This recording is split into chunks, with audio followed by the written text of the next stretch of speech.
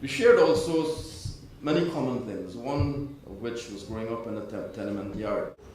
The extract that I had prepared when I was asked by the family to give a tribute at his going away service, I extracted that from the tenement yard, and I read again an extract from growing up in the tenement yards yesteryear in Georgetown, Godfrey Chin's Nostalgias. This is for the few of you who can appreciate the benefits of not starting life with a silver spoon, but endured an enamel plate and cup, or even a calabash gourd. Richard Alsop, in his Dictionary of Caribbean English Usage, describes the tenement yard as a dilapidated-looking house of about 5 or 6 rooms that must teem with vermin. A family of 6 or 8 probably occupying each room. If people at the standpipe in the tenement yard are cussed and quarrelsome, conditions have made them so.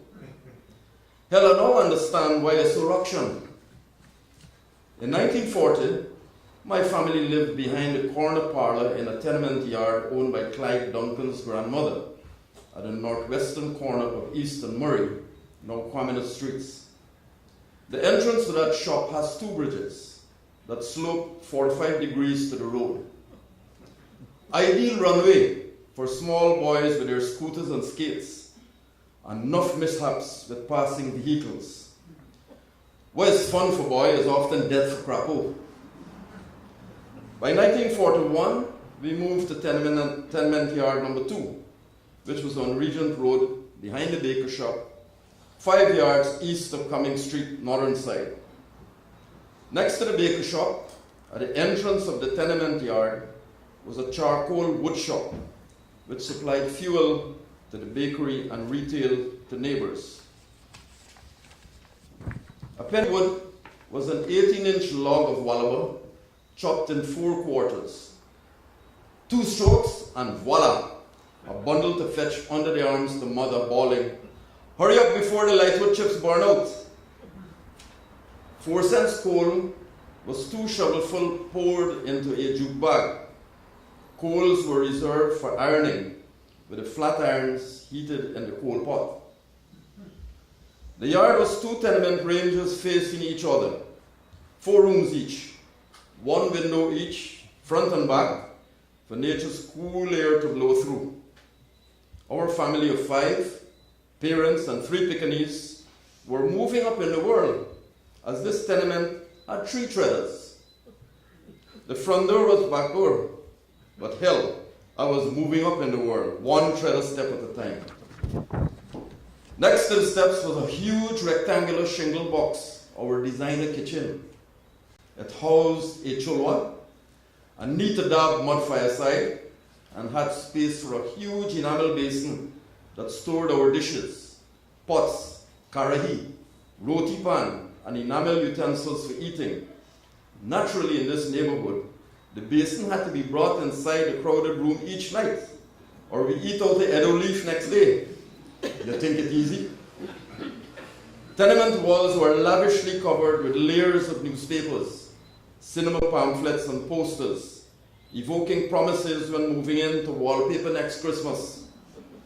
1 all-purpose 4-foot table, scrubbed to the bone, and oilcloth, also promised for next Christmas. The floor Dutch clean, scrubbed with Marvex. Linoleum will come Christmas also. Tenement yard tenants are always so full of hope that Christmas will solve their problems. Actually, it did for Christians in that first Christmas. Of course, there was a safe, immaculately newspaper lined, and all-purpose storage for cooked meals, raw vegetables, rice, and flour. Hell, newspapers were all-purpose like the coconut tree palm. It started cooking fires, rolled up, it squatted enough mosquitoes, houseflies, and cockroaches, a thumb here and a thumb there, if leather strap was out of reach, and it was ideal for reading and toiletries when you were squatting on the throne. Cool, refreshing water was stored in the goblet, and at night, the 1 kerosene lamp was lit for ABC and 2 + 2 arithmetic sums.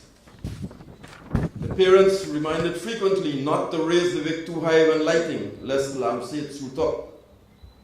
There was no television, but Friday was payday and prime time. Breadwinners, fathers and husbands, not necessarily the same, came home from work inebriated after a short stop at the rum shop, and rang and strang beat up the whole household. Others in the yard on drinking sprees and domino matches that ended in loud arguments and furious fistic fights to match Len Houston versus D1 Singh at the Olympic cinema. And those hot to trot out for the evening, arguing to go, and returning late at night, arguing to get in. This ringside view of tenement yard action was exhilarating. Life's lessons learned from a Pandora's box of complexities and adversities. Enough obstacles, yet enough opportunities.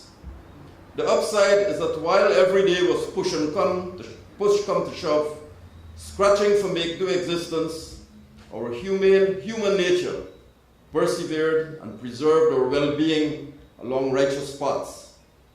Our existence was contrived with humility and ignited ambition's sternest stuff, with a goal that our offspring will be better off, and they were. The sacrifices to make ends meet, buying 2 cigarettes and an ounce of coffee at a time, begging for trust, living day to day on a wing and a prayer, added to the grandeur of life, most worthwhile. Thank you.